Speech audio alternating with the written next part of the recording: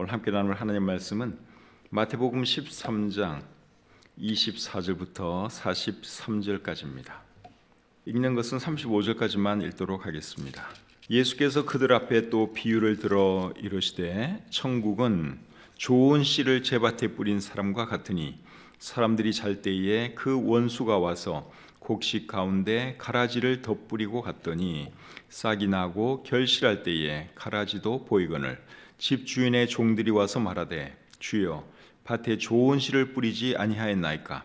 그런데 가라지가 어디서 생겼나이까? 주인이 이르되 원수가 이렇게 하였구나. 종들이 말하되 그러면 우리가 가서 이것을 뽑기를 원하시나이까? 주인이 이르되 가만두라. 가라지를 뽑다가 곡식까지 뽑을까 염려하노라. 둘 다 추수 때까지 함께 자라게 두라. 추수 때에 내가 추수꾼들에게 말하기를 가라지는 먼저 거두어 불사르게 단으로 묶고 곡식은 모아 내 곡간에 넣으라 하리라.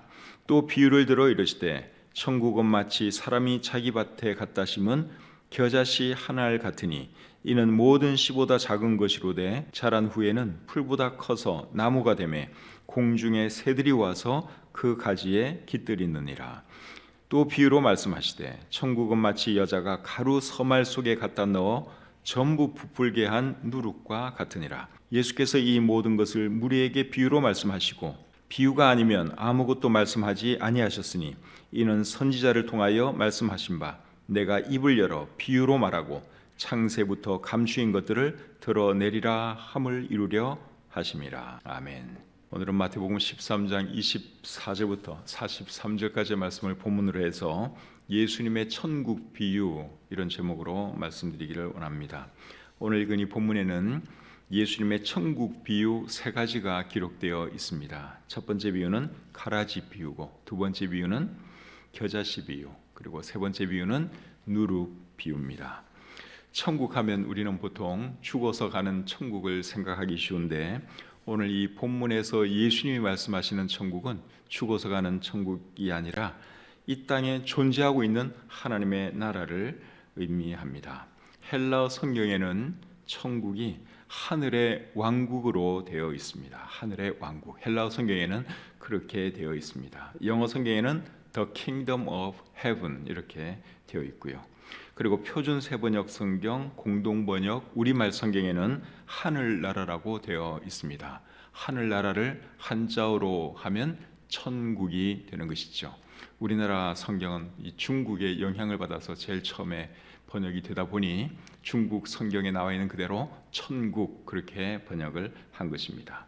근데 마태복음에는 주로 이제 천국이라는 표현을 쓰고 있고 누가복음에는 하나님의 나라 그렇게 되어 있습니다. 하나님의 나라도 헬라어 성경에 보시면은 하나님의 왕국으로 되어 있습니다. 근데 마태복음은 하나님의 나라 그 표현을 쓰지 않고 천국, 하늘의 나라 그렇게 표현한 이유는 마태복음은 유대인들을 염두에 두고 기록한 성경이거든요.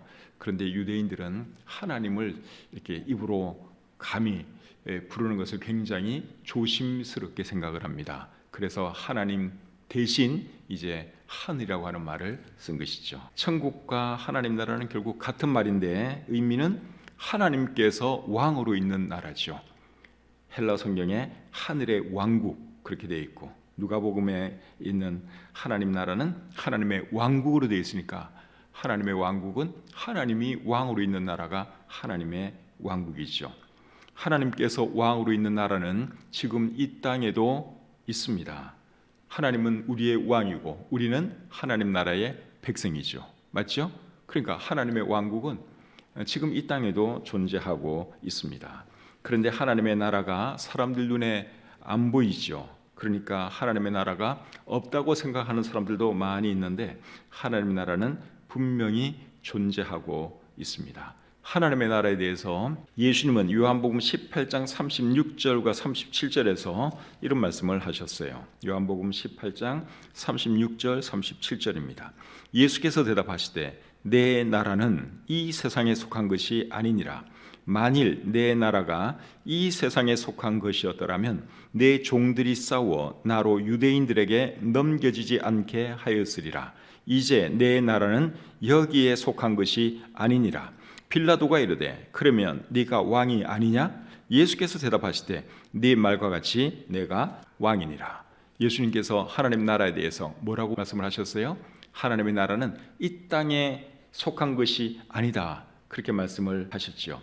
그렇다고 해서 없는 나라냐 하면 절대로 그렇지 않습니다. 하나님 나라는 이 땅에 존재합니다. 그 나라의 왕은 누구냐? 하나님이고 예수님이 그 나라의 왕이라고 예수님이 말씀하고 계시죠. 그래서 하나님의 나라가 지금은 없는 것처럼 느껴질 때도 있지만 예수님께서 재림하시면 하나님의 나라가 우리들 눈앞에 확 펼쳐지게 될 것입니다. 요한계시록 19장 16절에 보시면 예수님께서 다시 오실 때 그 다리에 뭐라고 쓴 글씨가 있다고 그랬습니까? 만왕의 왕이요 만주의 주라고 그 다리에 써 있다고 말씀하고 있죠. 그리고 요한계시록 20장 6절에 보시면 이제 천년왕국에 대한 말씀이 거기에 기록되어 있죠. 그리스도와 함께 천년 동안 왕노릇하리라 하는 말씀이 기록되어 있습니다. 그래서 언젠가 미래에는 반드시 하나님 나라가 가시적으로 우리들의 눈앞에 나타나게 된다 하는 것이죠. 그리고 하나님의 나라가 실제하는 나라인지 아닌지 정말 궁금하시면 여러분 죽는 순간 알게 됩니다. 죽자마자 여러분들이 구원받은 하나님의 사람이라면 하나님의 나라, 천국에 있는 실제하는 그 나라에서 여러분들이 눈을 뜨게 될 것이기 때문에 그렇습니다. 그곳에 우리 주님도 지금 계시지요. 오늘 읽은 이 본문은 예수님께서 하나님의 나라, 천국을 비유로 설명하시는 말씀입니다. 하나님의 나라에는 어떤 특징이 있는가 하면 성장하고 확장되는 특징이 있습니다. 그것을 말해주는 비유가 겨자씨 비유이고 누룩의 비유이죠. 여러분, 하나님의 나라가 성장하고 확장하는 것을 오늘 이 본문이 우리에게 비유를 통해서 말씀해 주고 있는데, 하나님의 나라가 성장하고 확장되는 이유가 뭘까요? 두 가지 이유 때문에 그렇습니다. 첫째는 복음에는 생명이 있기 때문에 그렇죠. 겨자씨가 참 작은 씨인데 그 겨자씨 하나를 심으면 그 씨에서 싹이 나오죠. 그리고 그 싹이 자라면 결국은 새가 깃들 만큼 큰 나무처럼 자라게 된다고 예수님이 말씀하고 있습니다. 그렇게 되는 이유가 뭡니까? 겨자씨에 무엇이 있기 때문이에요? 생명이 있기 때문에 그런 거예요. 겨자씨가 생명이 있다 보니 비록 작은 것이지만 그것이 결국은 큰 나무처럼 자라게 된다 하는 것이죠. 하나님의 나라가 성장하고 확장되는 이유도 마찬가지입니다.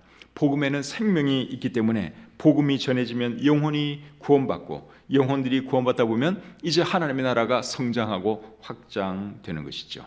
두 번째 이유는 뭔가 하면 성령께서 역사하시기 때문에 그렇습니다. 사도행전 1장 8절에서 예수님이 뭐라 그러셨죠? 오직 성령이 너에게 임하시면 너희가 권능을 받고 예루살렘과 온 유대와 사마리아와 땅끝까지 이르러 내 증인이 되리라, 그렇게 말씀을 하셨죠. 복음이 능력 있게 전파되려면 성령의 역사가 있어야 합니다. 그래서 성령은 밀가루 반죽에 들어가 있는 누룩과 같은 역할을 한다고 할 수 있습니다. 밀가루 반죽에 누룩 조금만 넣으면 그 반죽이 엄청나게 크게 부푸는 것처럼 성령께서 역사하시면 영혼들이 거듭나면서 하나님의 나라가 확장되는 것이죠.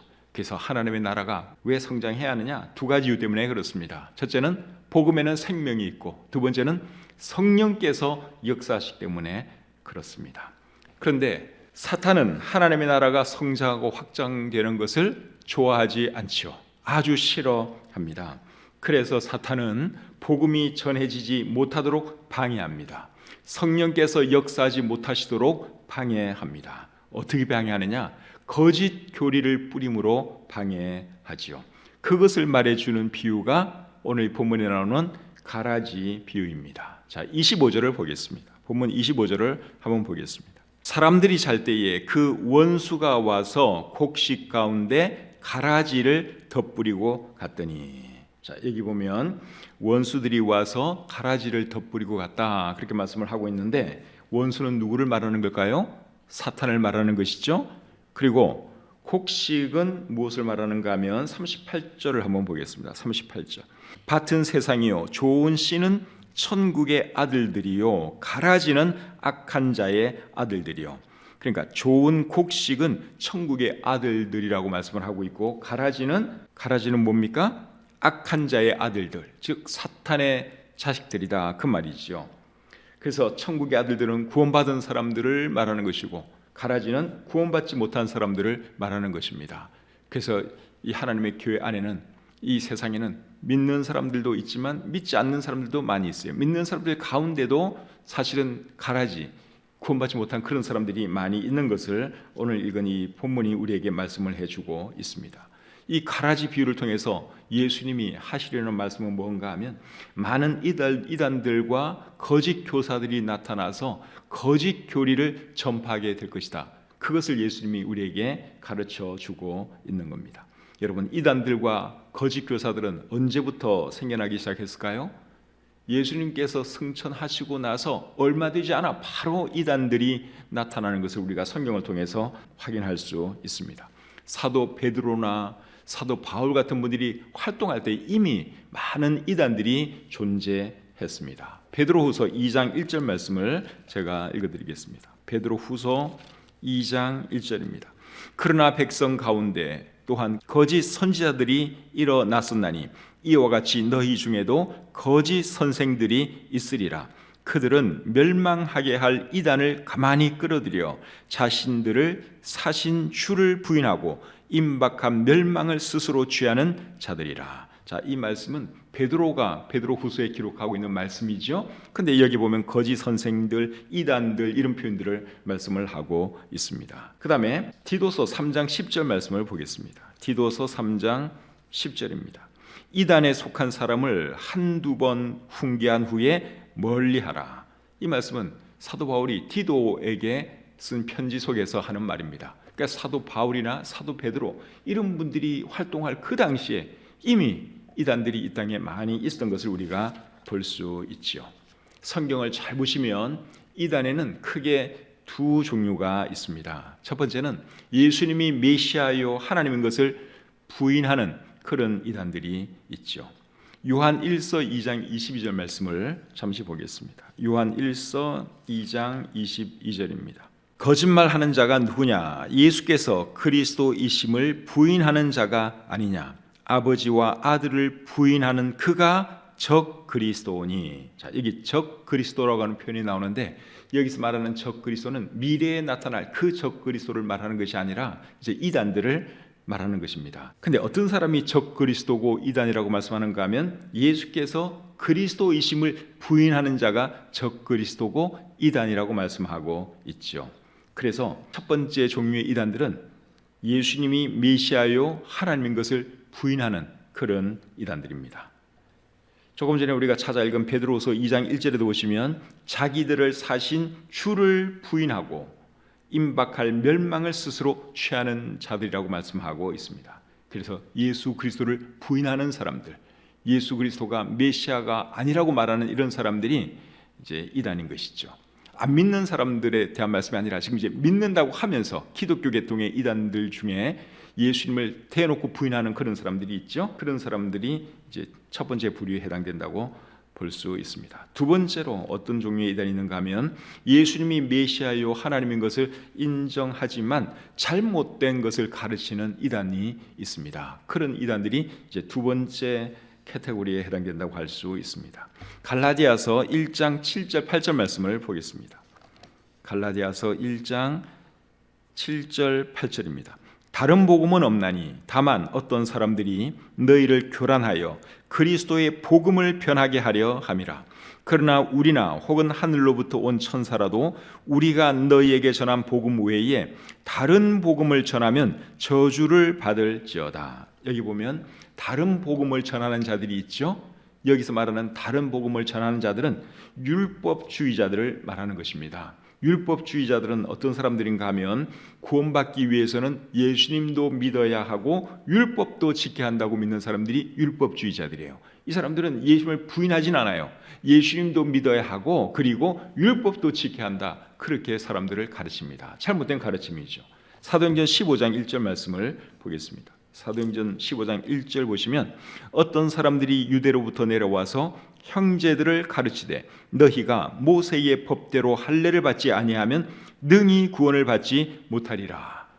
자, 이게 어떤 사람들이 구원받기 위해서는 모세의 율법을 지켜야 되는데 특별히 할례를 받아야 한다고 말씀하고 있습니다. 이 사람들은 예수님도 믿고 그리고 할례도 받아야 한다고 가르치는 사람들이에요. 이런 사람들이 율법주의자들인데 이 율법주의자들에 대해서 사도 바울은 다른 복음을 전하는 자들이라 그렇게 말씀하고 있습니다. 그러니까 이 사람들도 이단인 것이죠. 이런 사람들은 대놓고 예수님을 부정하는 사람들은 아니에요. 예수님도 믿고 율법도 지키라는 거예요. 근데 이거는 분명히 잘못된 가르침이죠. 오늘날에도 이단은 크게 두 종류로 나눌 수 있습니다. 첫째는 예수님이 메시아요 하나님인 것을 부인하는 이단이 있습니다. 어떤 사람들이 생각납니까? 많이 있어요. 여호와의 증인들. 여호와의 증인은 예수님의 신성을 부인합니다. 그리고 그 사람들은 지옥을 부정해요. 여호와의 증인들이 그렇게 믿고 있습니다. 그리고 통일교, 신천지 다 예수 그리스도를 정면으로 부정하는 사람들이죠. 그리고 하나님의 교회, 세계 복음 선교 교회, 여기 교주는 이제 안상웅, 이 사람은 죽었고 지금은 그의 부인 장길자라고 하는 여자가 거기 이제 교주 역할을 하는데 이 장길자는 자기를 어머니 하나님이라고 칭합니다. 그러니까 뭐 자기 죽은 남편 안상홍에 대해서는 아버지 하나님이고 자기는 어머니 하나님이라고 그렇게 가르쳐요. 예수님이 메시아인 것을 다 부정하는 사람들입니다. 조선일보에 보면 일주일에 한 번씩 은혜로 교회라고 하는 교회가 크게 신문 한 면을 다 사용해가지고 광고를 합니다. 그 은혜로 교회 목사는 신옥주 목사라고 하는 여자 목사인데 이 사람도 이단이에요. 저는 그게 깨알 같은 것이로 누가 이렇게 돈이 많아서 일주일에 한 번씩 이렇게 큰 광고를 하나, 별로 뭐 관심도 없고 그래서 읽지도 않고 그랬는데 어제도 이제 이 광고가 났고요. 지난주 광고에 보니까 제 눈에 이제 어떤 글자들이 눈에 들어오더라고요. 쓱 보니까. 근데 예수님을 부정하는 그런 거예요. 내용들이. 조선일보 보는 분들은 아마 일주일에 한 번씩 그 광고를 볼 거예요. 그 광고를 내는 사람이 은혜로 교회이고 그 리더는 신옥주라고 하는 여자예요. 그래서 이 사회적으로도 문제가 돼가지고 TV에도 이렇게 나오고 아마 그런 사람이에요. 그러니까 유력 일간지에 광고를 낸다고 해서 여러분 다 믿으시면 안 돼요. 그러니까 이단들도 돈이 많기 때문에 신문사에서요, 돈만 많이 주면 광고비만 잘 내면 얼마든지 광고는 해주니까 그런 이단들이 광고를 하고 있다 하는 것이죠. 그래서 이런 이단들이 예수님이 메시아인 것을 정면으로 부정하는 그런 이단들이고 예수님이 메시아요 하나님인 것을 부인하는 것은 아니지만 교리적으로 잘못된 것을 가르치는 이단들도 많이 있습니다. 가장 대표적인 그룹은 어디일까요? 천주교입니다. 천주교는 사람이 구원받기 위해서는 교회 의식도 행해야 하고 그리고 선행도 해야 한다고 가르칩니다. 천주교의 교리는 그래요. 우리처럼 예수 그리스도를 믿음으로 구원받는다. 그걸 말하지 않고 영세라 그러죠. 영세와 같은 성사도 해야 하고 그리고 선행도 해야지 이제 구원받는 것으로 그렇게 가르치고 있어요. 연옥이라고 하는 교리는 성경에 나와 있지도 않는 그런 교리고 마리아 숭배, 성상 숭배 이런 것들이 다 잘못된 가르침입니다. 그래서 천주교가 예수님을 메시아로 하나님의 아들로 부인하는 건 아니지만 그 외에 잘못된 것들을 너무나 많이 가르치고 있어요. 그래서 천주교가 이제 거기에 해당되는 대표적인 이단이라고 할 수 있습니다. 안식교도 마찬가지예요. 안식교는 지옥을 믿지 않습니다. 사람은 죽으면 부활 때까지 수면 상태에 있는 것으로 가르칩니다. 이 안식교 사람들도 예수님을 부인하거나 부정하거나 그러지는 않아요. 그런데 그 교리에 틀린 것이 있기 때문에 이 사람들도 이단이라고 할 수 있습니다. 근데 이 사람들은 왜 사람은 죽을 때까지 수면 상태로 유지된다고 믿는가 하면 구약 성경에 있는 몇 성경 구절 때문에 그런 것입니다. 어떤 말씀들을 그들이 붙들고 있는가 하면 시편 146편 4절 말씀해 보시면 이런 말씀이 있어요. 그의 호흡이 끊어지면 흙으로 돌아가서 그날에 그의 생각이 소멸하려다. 이 말씀을 잘 보시면 사람은 죽으면 생각이 소멸한다 그랬으니까 그냥 이제 뭐 우리가 믿는 것처럼 바로 천국 가고 지옥 가는 것이 아니라고 생각하는 것이죠. 이런 말씀을 보면 그렇게 볼 수도 있겠다 하는 생각이 드니까 이제 그 사람들은 그렇게 믿는 겁니다. 또 시편 6편 5절에 보시면 사망 중에서는 주를 기억하는 일이 없사오니 스올에서 주께 감사할 자 누구리까? 죽으면 주님을 기억하지도 못하고 의식도 없는데 어떻게 주님께 감사할 수가 있겠느냐? 이런 말씀을 봐도 사람이 죽으면 그냥 수면 상태에 들어가는 게 맞는 것처럼 보여요. 또 전도서 9장 5절에 보시면 산자들은 죽을 줄을 알되 죽은 자들은 아무것도 모르며 그들이 다시는 상을 받지 못하는 것은 그들의 이름이 잊어버린 바 됨이라. 죽은 자들은 아무것도 모른다 그랬으니까 이제 그냥 수면 상태로 돌아가는 걸로 그들이 생각을 하는 것이죠. 그러니까 결국은 구약 성경을 지나치게 의존하기 때문에 이런 현상이 나타나는 것입니다. 성경은 구약 성경도 물론 중요하지만 우리에게 더 중요한 것은 사실은 신약 성경 아닙니까? 그래서 신약 성경도 잘 봐야 되는데 신약 성경 누가복음 16장에 보시면 거지와 부자 나사로 이런 이야기 보면 분명히 천국과 지옥이 존재하거든요. 근데 그 사람들은 그걸 또 비유로 설명을 합니다. 사실이 아니라는 거죠. 비유라는 거죠. 근데 제가 볼 때 비유가 아니고 사실 맞습니다. 그리고 마가복음 9장 48절 49절에 보시면 지옥에 대해서 이런 말씀을 하잖아요. 거기에서는 구더기도 죽지 않고 불도 꺼지지 아니하느니라. 사람마다 불로서 소금치듯 담을 받으리라. 예수님이 이런 말씀을 하신 게 이게 뭐 비유처럼 들립니까? 그냥 장난으로 하시는 말씀 같습니까? 진짜 아니겠습니까? 진짜죠. 그러니까 지옥은 분명히 존재해요. 그리고 요한계시록 21장 8절에도 보시면 그러나 두려워하는 자들과 믿지 아니하는 자들과 흉악한 자들과 살인자들과 음행하는 자들과 점술가들과 우상 숭배자들과 거짓말하는 모든 자들은 불과 유황으로 타는 못에 던져지리니 이것이 둘째 사망이라. 분명히 지옥이 존재하는 것을 우리 성경은 강력하게 말하는데 이 안식교 사람들은 이런 말씀들은 다 무시하고 구약 성경 몇 가지만 붙드는 거예요. 그러니까 구약 성경에 너무 지나칠 정도로 집착하다 보니까 이제 잘못된 가르침을 전하게 되는 것이죠. 그리고 안식일 지키는 것도 마찬가지예요. 그것도 구약 성경에 집착하다 보니까 그런 현상이 나타나는 것입니다. 그래서 안식교도 예수님을 부인하거나 그러진 않아요. 그런데 가르침에 잘못된 것이 참 많다 하는 것이죠. 구원파도 마찬가지예요. 구원파도 언뜻 들으면 그럴듯한 면도 참 많이 있습니다. 근데 구원파의 구원가는 무엇이 잘못되었는가 하면 구원과 관련해서 칭의, 하나님께서 의롭다 해주시는 거 칭의를 잘못 이해하고 있고 성화를 완전히 무시하고 있죠. 그래서 그 사람들은 한번 의롭다함 받은 사람은 아무렇게나 살아도 되고 회개 기도할 필요도 없고 그런 식으로 가르치고 있어요. 그 잘못된 가르침입니다.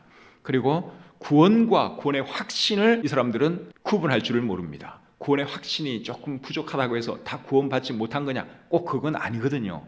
근데 이 사람들은 구원의 확신이 조금이라도 부족하거나 구원받은 날짜를 모른다든가 뭐 이렇게 하면 구원받지 못한 것으로 간주해 버리는데 그런 거 다 잘못된 것입니다. 구원파의 잘못에 대해서는 우리 신학교 최정기 교수가 온전한 구원이라고 하는 책을 썼는데 이 책 속에 자세하게 잘 설명을 하고 있습니다. 구원파의 교리에 무엇이 잘못인가? 그거 설명하는 거 사실 쉽진 않아요.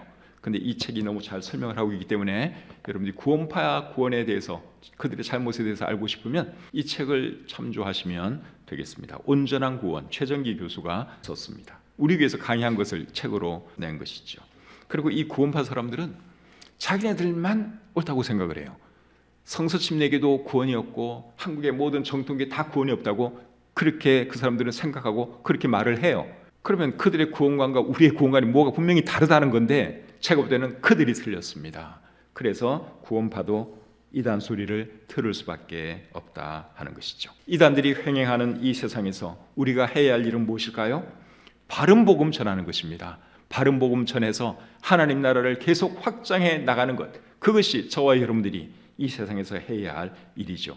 그렇게만 하면 이단들은 힘을 쓸 수가 없습니다. 여러분, 이단들이 왜 자꾸만 생겨나겠어요? 바른 복음이 제대로 강하게 전해지지 않으니까 이단들이 자꾸만 일어나는 거 아니겠습니까? 바른 복음만 계속 힘있게 능력 있게 전해진다면 이단들이 그렇게 활개치고 다닐 수가 없겠죠. 그런데 그러지를 못하다 보니까 자꾸만 이단들이 세상에 나타나서 사람들을 미혹하는 것이죠. 그래서 바른 복음만 제대로 전하면 이단이 잘못되었다고 하는 것은 금방 드러날 수밖에 없습니다. 그래서 이단에 대해서는 우리가 뭘 어떻게 하기보다는 바른 복음을 더 강력하게 전하고 그렇게 해서 하나님 나라를 더 확장해 나가는 것, 그것이 우리가 해야 할 일이다 하는 것이죠. 예수님도 그렇게 하라고 말씀을 하고 있죠. 본문 28절부터 30절 보겠습니다. 28절부터 30절. 주인이 이르되 원수가 이렇게 하였구나. 종들이 말하되 그러면 우리가 가서 이것을 뽑기를 원하시나이까? 주인이 이르되 가만두라. 가라지를 뽑다가 곡식까지 뽑을까 염려하노라. 둘 다 추수 때까지 함께 자라게 두라. 추수 때에 내가 추수꾼들에게 말하기를 가라지는 먼저 거두어 불사르게 단으로 묶고 곡식은 모아 내 곡간에 넣으라 하리라. 그러니까 예수님도 그냥 내버려 두라는 거 아닙니까? 그냥 바른 복음만 강력하게 전하면 이단들은 결국은 설 자리를 잃게 되고 나중에 이제 최후 심판의 날 하나님께서 심판을 하시죠. 그렇다고 해서 이단들의 잘못을 지적하고 이단들을 드러내는 그런 사역하는 사람들이 잘못되었느냐? 그건 아니에요. 그분들 정말 훌륭한 분들이에요. 지금도 이단이 어떤 사람들이 이단이다, 그들이 왜 이단이다 이런 거 밝히는 분들이 있어요. 어떤 때는 목숨을 걸고 그 일을 하기도 합니다. 정말 훌륭한 분들이죠. 그래서 이제 그런 분들은 그 일을 하셔야 돼요. 누군가는 또 이단들의 잘못에 대해서 밝혀야 되니까 그분들은 이제 그 일을 하고 대다수 사람들은 뭘 하면 되겠어요? 바른 복음을 더 강력하게 전하는 것입니다. 그러면 하나님 나라는 점점 더 확장되게 되어 있는 것이죠. 사도행전을 읽어보시면 초대교회 시절에는 하나님의 나라가 정말 빠른 속도로 성장한 것을 우리가 볼 수 있습니다. 예수님이 성천하시고 난 뒤에 함께 모여 기도한 사람들의 수는 120명 정도밖에 되지 않았습니다. 그런데 오순절날 성령이 임하시고 사도 베드로가 설교했을 때 3,000명이 회개하고 구원받고 침례받은 것이 우리 성경에 기록되어 있죠. 조금 더 지나서는 더 많은 사람들이 예수님을 믿게 되었는데 믿은 남자의 수만 5,000명이나 되었다고 사도행전 4장 4절에 기록하고 있습니다. 굉장히 빠른 속도로 교회가 성장했고 하나님 나라가 확장되었죠. 이런 놀라운 일이 일어날 수 있었던 비결이 무엇일까요? 성도들이 열심히 전도했기 때문에 그런 것이죠. 사도행전 5장 42절에 이렇게 기록되어 있습니다. 그들이 날마다 성전에 있든지 집에 있든지 예수는 그리스도라고 가르치기와 전도하기를 그치지 아니하니라. 이렇게 하니까 교회가 성장하지 아니할 수가 없는 것이죠. 복음을 들은 사람들이 자신이 죄인인 것을 고백하고 주님께로 돌아오는 놀라운 역사가 풍성하게 일어났습니다. 우리를 통해서도 이런 풍성한 역사가 일어날 수 있도록 하나님의 나라가 우리를 통해서 우리 교회를 통해서 더 강력하게 성장하고 또 확장될 수 있도록 우리도 더 열심히 복음 전하고 예배생활 잘하고 본이 되는 삶을 살아가는 저와 여러분들이 되시기를 우리 주님의 이름으로 축복합니다.